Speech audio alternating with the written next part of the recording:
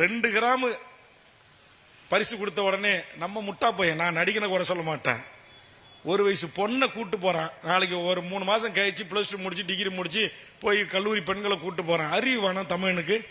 அவன் பெத்து வளர்த்து ஒரு ஆளாக்கிய பெண்ணு, நாளைக்கு மாற்றான் மனைவியாக வாழ வேண்டிய ஒரு பெண்ணு, அப்பா இறகால ஆத்தா இறகால ஆயிரக்கணக்கான ஊடக பத்திரிகை இறகால ஒரு சினிமா கூத்தாடி பையனை கட்டி பிடிச்சி கொடுக்கறது அனுமதிக்கிற எந்த நடிகனுக்கு செய்யறது? இது என்ன ஈன பிறவி? தமிழுடைய பிறவியா இது? உங்களை பெற்று வளர்த்து ஆளாக்கிய தாய் தந்தருக்கு உங்களுடைய பிறந்த நாள்லாம் என்னைக்காவது போய் அவர்கள் காலை தொட்டு வணங்கி வாழ்த்து பெற்றிருக்கிறீர்களா? ஆனால் எதுக்கு நீங்கள் பாலாபிஷேகம் செய்கிறீங்க? எதுக்கு ஒரு சினிமா நடிகருக்காக இப்படி நான் விடிய கிளம்புற 3 மணிக்கு வந்தேன், நேற்று முதல் நாளே வந்தேன், என் தலைவனை பார்க்க காத்திருக்கிறேன், நான் தவம் கிடக்கிறேன், அவரை பார்த்து அவர் அப்படியே நேராக அவரை கட்டிப்பிடிச்சு ஒரு முத்தம் கொடுத்தா போதும், என்னுடைய வாழ்நாள் பயனை நான் அடைந்து விட்டேன் என்று பத்திரிகை ஊடகங்களில் தொலைக்காட்சி விவாதங்களிலே சில பெண்கள் பேசுகிறார்கள். அப்படி பேசுவதை அனுமதிக்கக்கூடாது. இது நம்முடைய பண்பாடு இல்லை, கலாச்சாரம் இல்லை. இதை பெற்றோர்கள் அனுமதிக்கக்கூடாது.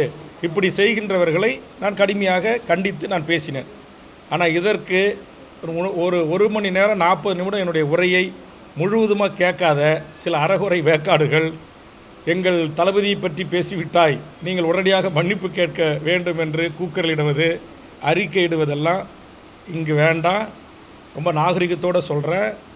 நான் நேரடியாக அரசியல் களத்திற்கு வரவில்லை. என்னுடைய வாழ்வு என்பதே ஒன்றிய அரசை, ஆதிக்க அரச பயங்கரவாதத்தை எதிர்த்து தனிநாடு கோரிய போராளி இயக்கங்களோடு என்னுடைய இளமைக்கால வாழ்வு தொடங்கியது. என்கிட்ட வந்து வேல்முருகன் மன்னிப்பு கேட்கணும்னு சொல்கிறது, அஞ்சாங்குஞ்சான்களை விட்டு அறிக்கை விட சொல்கிறது, ட்விட்டரில் பேசுகிறது, யூடியூப்பில் விட்டு பேச வைக்கிறது, இதையெல்லாம் நிறுத்தி கொள்ள வேண்டும். நீங்கள் எந்த கட்சியினராக இருங்க, எந்த நடிகனுக்கு ரசிகர் மன்ற தலைவராக இருங்க, ரசிகர்களாக இருங்க, அதை பற்றி எங்களுக்கு கவலை இல்லை. இந்த மண்ணையும் இந்த மக்களையும் 40 ஆண்டு காலம் நேசித்து இந்த மண்ணுக்காக எண்ணற்ற வழக்குகளையும் துன்பங்களையும் துயரங்களையும் தமிழுக்கும் தமிழர் நிலத்திற்கும் என் மொழிக்குமாக சந்தித்த வேல்முருகனாகிய நான், நீங்கள் அரசியலுக்கு வருகின்றேன் என்று சொல்லுகின்ற அல்ல வந்தவர்கள் யாராக இருந்தாலும் அந்த தவறை சுட்டி காட்டுவதற்கு எனக்கு உரிமை இருக்கிறது. அதை நான் சுட்டி காட்டிருக்கிறேன். அதில் நான் பேசாத செய்தியை, விஜய் எங்கேயாவது இளம்பெண்களை கட்டிப்பிடிச்சி முத்தமிட்டாருன்னு நான் சொல்லியிருக்கேனா? இல்லை அவர் பரிசு கொடுக்க வந்த இடத்துல அப்படி நடந்துக்கிட்டாருன்னு நான் சொல்லியிருக்கேனா? அப்படி சொல்லவே இல்லை.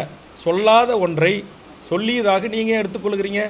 எத்தனை தொலைக்காட்சி விவாதங்களில் சினிமாக்காரங்களை போய் பெண்கள், இளம்பெண்கள் குடும்பத்தோட மாற்றான் மனைவி கணவன் முன்னே போய் தொலைக்காட்சியில் நேரடியாக என்கிட்ட சாட்சி இருக்குது, சொல்லுது, ஒரே ஒரு முறை உங்களை நான் கட்டி பிடிச்சி முத்தம் கொடுத்துக்கிட்டுமா அப்படின்று இளம் பெண்கள் கேட்ட ஆடியோ வீடியோக்கள் இருக்கிறது. அதே மாதிரி இன்றைக்கு பிக் பாஸில் ஒரு நிகழ்ச்சியில் மிக கேவலமான காட்சி அமைப்பு இருந்துச்சு. நான் உடனடியாக பத்திரிகையாளரை சந்தித்து இனி அது போன்ற காட்சிகள் இடம்பெற்றால் அதை தடுத்து நிறுத்துவேன், அதை முற்றுகையிடுவேன் என்று நான் அறிவித்தேன். அதுமாதிரி திரு ரஜினிகாந்த் அரசியலுக்கு வந்தபோது மிக கடுமையாக 15 வயதில் நான் கண்டித்து பேசியிருக்கிறேன். அதை என்னுடைய செல்லில் ஆவணருக்கு காட்டுறேன். ஆக ஏதோ இன்றைக்கு தான் நீங்கள் இன்றைக்கு திரு விஜய்க்கு ரசிகர்களாக வந்திருக்கலாம். என்னுடைய கண்டிப்பு என்பதும் என்னுடைய மக்களுக்கான போராட்டம் என்பதும் சுமார் 40லிருந்து 45 ஆண்டு காலம். ஆக இதையெல்லாம் கருத்தில் கொண்டு பேச வேண்டும். எல்லா அரசியல் கட்சி தலைவர்களையும் பேசுவது போல், எல்லா அரசியல் கட்சியினரை விமர்சனிப்பது போல் எங்கள் கட்சி தோழர்களை, எங்கள் தொண்டர்களை, நேற்றுக்கு பெய்த மழையில் இன்றைக்கு முளைத்த காளான்கள், தமிழ்நாட்டுடைய அரசியல் வாழ்வு வரலாறு தெரியாதவர்கள் பேச திரு விஜய் அவர்கள் அனுமதிக்கக்கூடாது.